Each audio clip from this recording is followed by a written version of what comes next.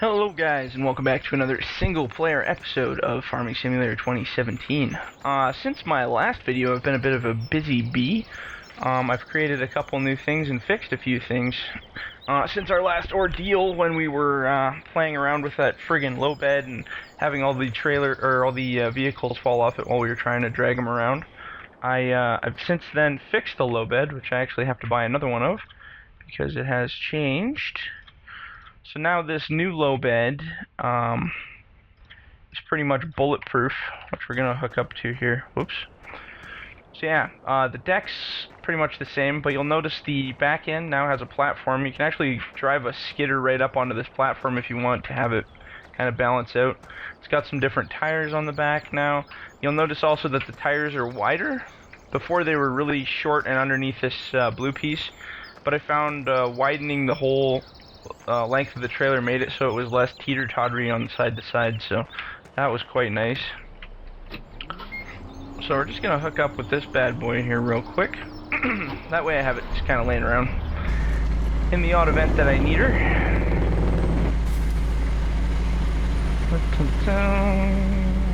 There we go. Cool. A little drunk off the bat there. So, we're going to hook up to this guy.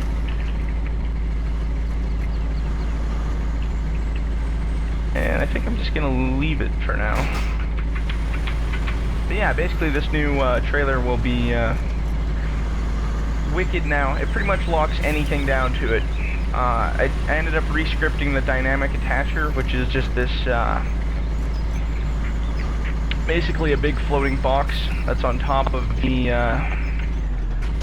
on top of the trailer there. Actually, I should be able to see it here.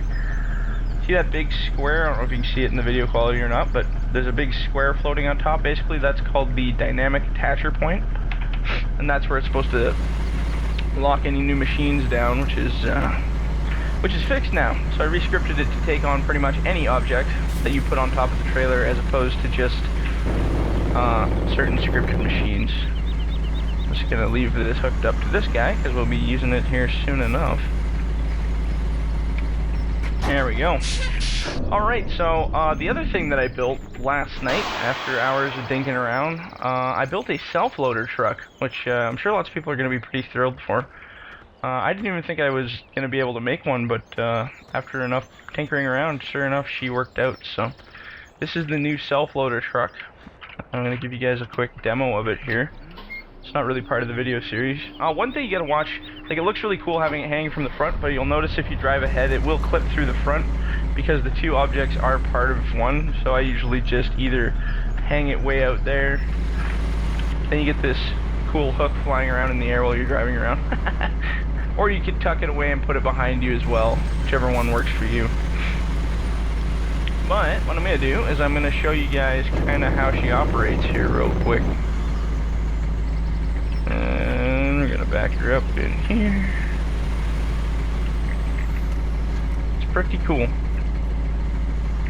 I know they were possible, I've never made one before, so I have this kind of demo pile of logs here. Then you get kind of a seat from the back. I think I'm actually on the buncher configuration file. Yeah, I am. There we go. So yeah, it just operates kind of just like a standard, like a loader or button top or whatnot. You go in, grab your log. Actually, probably want to grab a little higher than that. And you don't want to bite on it too hard. Don't need to bite on it too hard.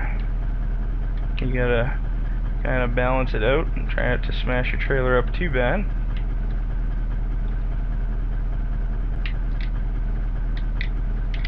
Might bring it back actually a little bit more. Right about there. That's probably further than it needs to be, but that's good enough for me. See, I just want to kind of be gentle with the biting on these guys. One thing I would really like is a heel to balance them on, but if you got them bite down enough, they generally lift up. I made it so the stick goes up pretty high so you can raise them. But it would be nice to have a heel. Just heels don't generally work. I might screw around with it a little bit more. This thing's not public yet, so it's just kind of a... Well, actually, it might be public by the time this video comes out, but... I might try to add like a false heel off the actual head of it, just to kind of give it some balance, but I don't know. I haven't quite decided what I want to do yet. So, I mean, it does lift alright, but it would be nice to have something just to give it that little extra kick, almost like a stabilizer or something, but I get that right in there. But it loads quite nice, as you can see. It's pretty smooth.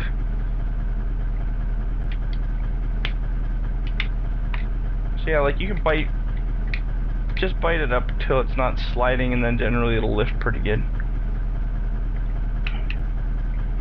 Throw her right in there. It's kind of roughly where I want it. There we go. Yeah, and then like what I'm using this long logger trailer. This is the one that comes out, or came out in all the other packs. I haven't tried the short logger trailer, but I'm thinking if you use the short logger trailer, that bunk would be too close to the front. Not to mention, you could probably only fill one bunk with shorts. The rest would be too far away for that claw to reach. So, if you are going to be using this thing, definitely use the long trailer. It's the only one that's really set up for it right now. So, yeah, and it's got a locking script. You can hit L and lock down all your logs and stuff. And then generally, where I leave this, so it's not quite in the way, is it tucks in really close, and I put it right about here, just sticking up in the air. That way when you turn your trailer, you're not making contact with the logs. It's a little bit more effective. And then you can do whatever you want with it. So I'm just gonna park this bugger over here because we don't really need it right now. But I just wanted to kind of show it off, and yeah, it's pretty cool. I'm actually pretty happy with that. Worked out really good. And I imagine you could load up a whole plethora of stuff to make it work. One thing on this trailer I want to fix is it kind of clips through the back here, but I'm going to do something about that eventually, maybe later today. So, to continue our quest, we were setting up a block, and we were just about to start bunching, I think was the plan. So what I'm going to do is I'm going to switch over to my buncher configuration, and then drink some water, and then we're going to jump in our buncher. So this is our little lineup that we left in the last video out at this block, and our plan was to cut through this side and probably cut through this side somewhere. I don't exactly know exactly where we are here. Somewhere through this bush is water, apparently. I kind of fixed the PDA, so it's a little bit easier to see, but it's still not perfect. Yeah, right here. Okay. So yeah, we get to cut a little bit of a hill. I don't know how we're going to do this hill. That's going to be, I'm sure, frustrating. We'll start on the easy side because, you know, I like easy stuff. I'm just as lazy as the next guy. So first of all, what we're going to do is we're going to move our equipment out of the way here. The skidder will be getting used here pretty quick, so we don't have to move this guy too far. And this guy won't be in use for a good long while. So we're going to go park him over in the woods here. And I think what we'll do is we'll start our processing pile on that side somewhere. The key is laying your logs, laying all your logs in the direction you want them to be hauled to. So I've had lots of people have trouble with the skidder. This guy, like, this grapple is amazing for pulling huge loads of wood until you have to turn. Like, if you have to turn a corner or something, just absolutely crap. It's terrible because they slip out and they fall out and it doesn't quite work the way you want it to. But if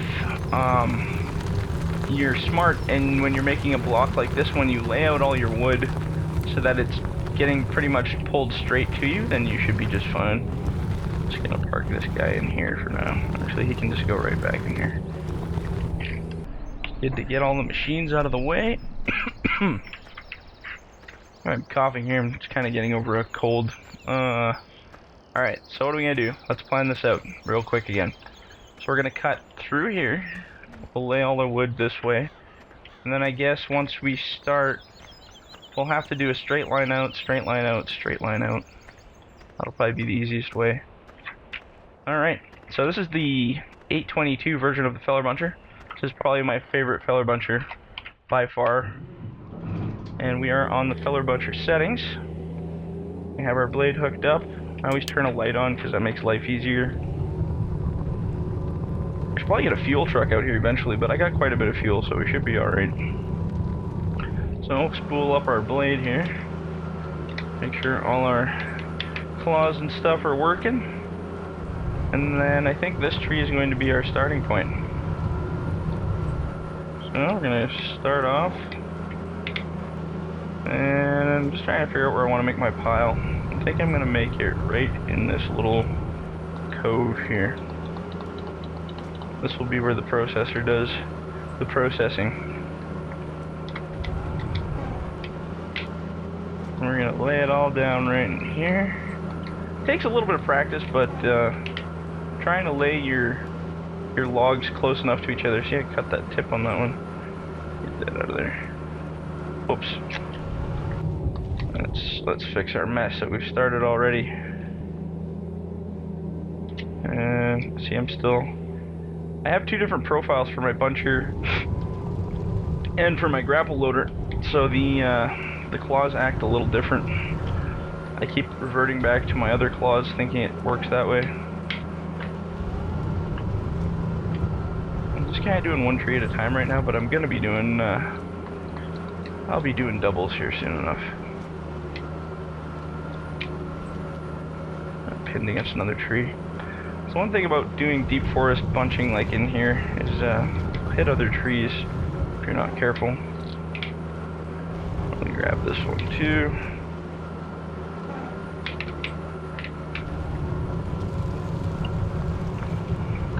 Yeah, basically what we're doing is just kinda making a pile here. And if you cut your other logs up, that's no big deal, because once you start processing you can be a little more clean and plan out your attack. We get Big Ben here. This will be the end of the line right here. Oof, it's a heavy guy. Big heavy trees. Since I adjusted the weight, the trees feel a lot more realistic in the sense of when you pick them up, your machine kind of flies around a bit. There we go. We cut a little good, decent sized chunk out here. So now we can make a skidder line, I guess. Because we're far enough away. I could keep backing up technically with the buncher and piling them there, but we're this far, why even bother? On flatter ground I will generally do more than one tree at a time, but once you get into a little more wavy stuff like this, it can be a little tricky. So I just do one tree at a time, that way I have good control over them and I know where I'm putting them. They don't bounce around so much.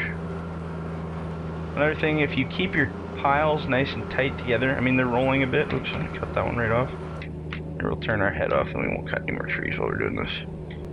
If you keep your piles a little tighter together, and this goes for real life too, then when you come by with a skidder, it's way easier to pick them up. So we're going to bump that over into there. And I usually do, depending on the size of the trees, like these guys I could probably do about 4 or 5 of them in a single bunch for a skidder to pick up. Just trying to clean up these little stumps here in the ground. If you find your tracks, like right now my tracks don't really want to go forward because that's just part of the sacrifice of these machines. If you just push your head down into the ground, it'll generally climb right up the hill, no problem. I do a lot of backwards and forwards trekking to ensure that my logs are going where I want them to, so. And then maybe we'll do a little pile over here, just for fun. Should be easy enough for a skidder to grab. Kind of on a half-ass hill here, that's why my machine ain't turning so well. And you can just pretend it's real life and pretend you're in mud or something, that's why you're sliding. Be creative, use your mind. Once we get on flatter ground, this thing will operate a little better for that kind of stuff. Oop. Every once in a while she gets a snag, yeah, you just gotta be careful. There we go. The key is just making sure you line them up nice so that when you do come in with the skidder, like I said, it's a little bit easier. And I tend to clean up these stumps if they're sticking out lots, and just bump them. One thing you don't want to do is go in really fast like that and hit them, because it'll send your machine flying backwards in time.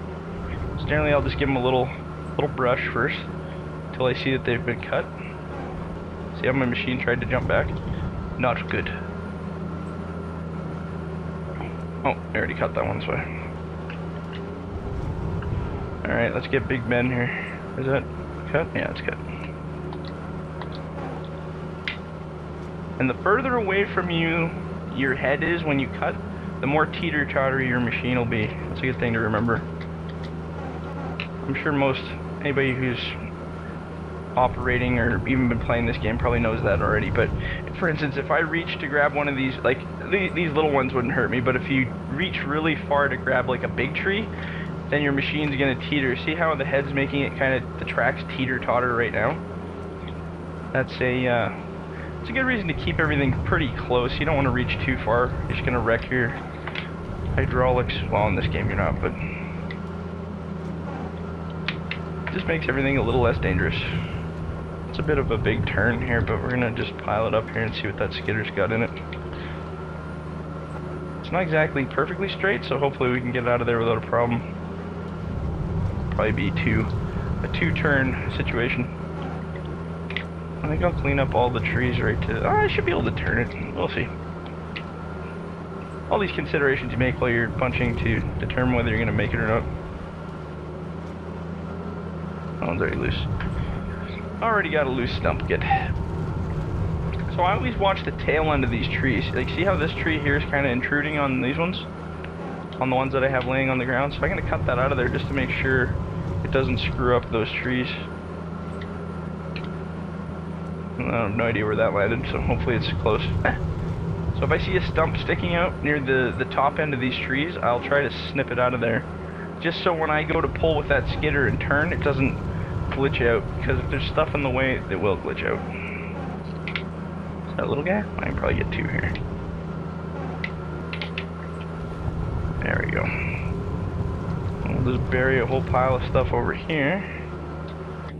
Turn that blade off for a second. I can see a bit of a oops going on here.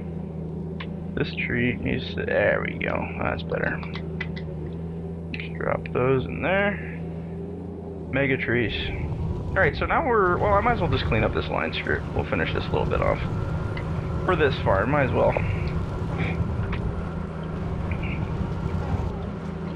So normally you could probably make another skidder line, but we're so damn close to the block here, I'm just going to keep dropping them. That's my plan.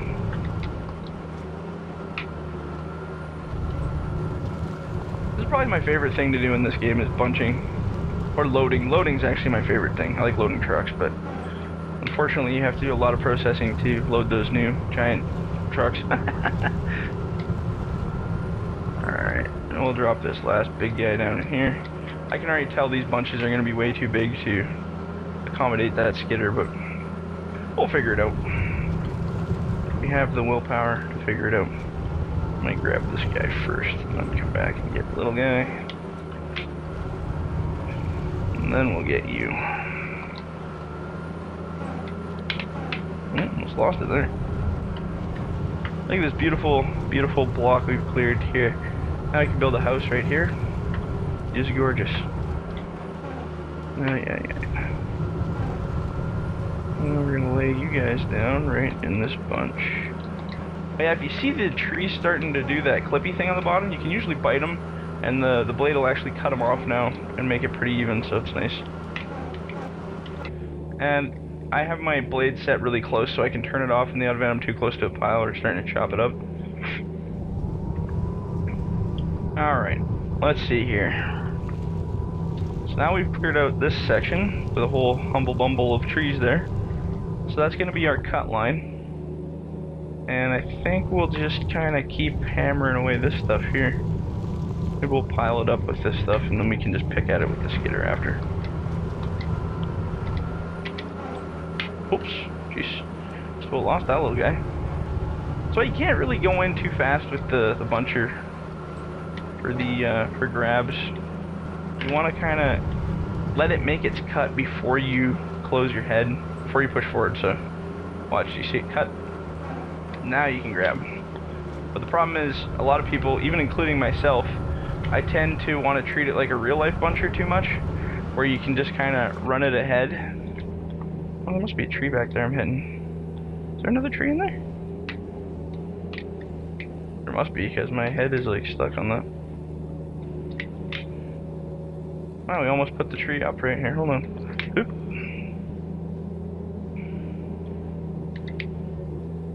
Okay, I screwed that one up, didn't we? Screwed the pooch on that one. Oops, there we go. Oh, there we go. Perfect. Alright. So, there must be a tree back there. We're gonna go take care of that. If I can find it through this mess of stuff. Oh, I can see it just barely. Come on, bunch of tracks, don't fail me now. Really doesn't like this hill, holy cow. Oh, there's a whole bunch of trees back here, holy cow. Maybe what we'll do is we'll skid that out. Just to kind of get it out of our way. Alright, after we have the coughing fit. Turn that guy off. Look at that beautiful view. I need to take a picture of that. Nope. Alright, so we've already pretty much got a nice little processor pile right here started, so we can use that as our base of operations. And we're gonna go third person. I like to use third person and then the boom camera, those are my favorites. So let's see what we can do here.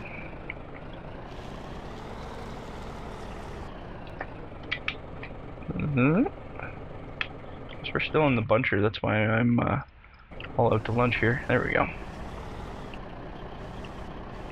So I don't know how many we can pick up out of this pile, but we're gonna try as much as we can here. I generally tighten it till they aren't squirming. Look at that. I think we got them all here. I mean, we have to go like 20 feet, but still. Look at that. Not bad at all.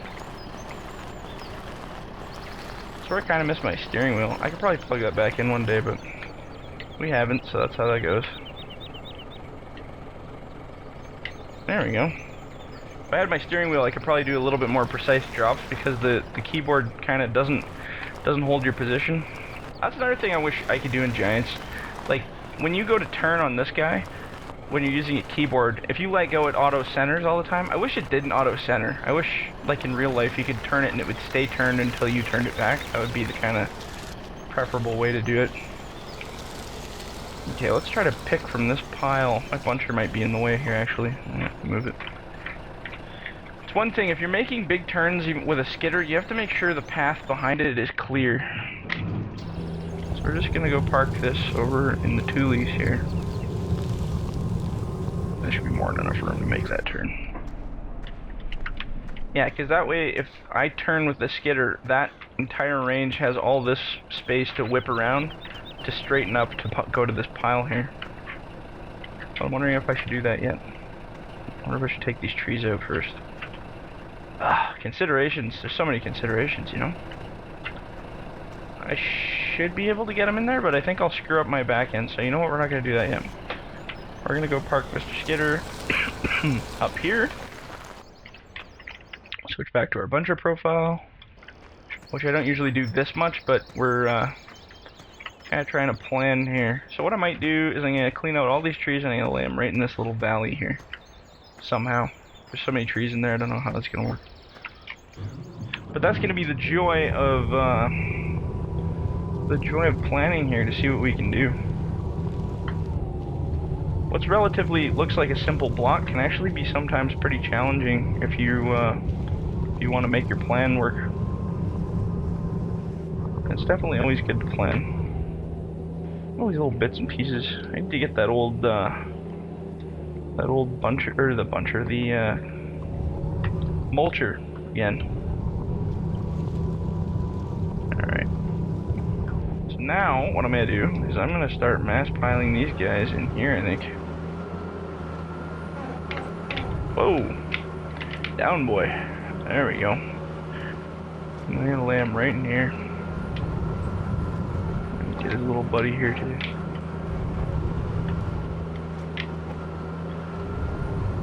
It's kind of not the best way to bunch because I can't really see what's ahead of me, so I don't know how far the tree is. Oh, apparently it was right there. Get him. We got 2 trees? I think we got 2. That could be crazy. Ah, look at that, we did get 2. That's kind of cool.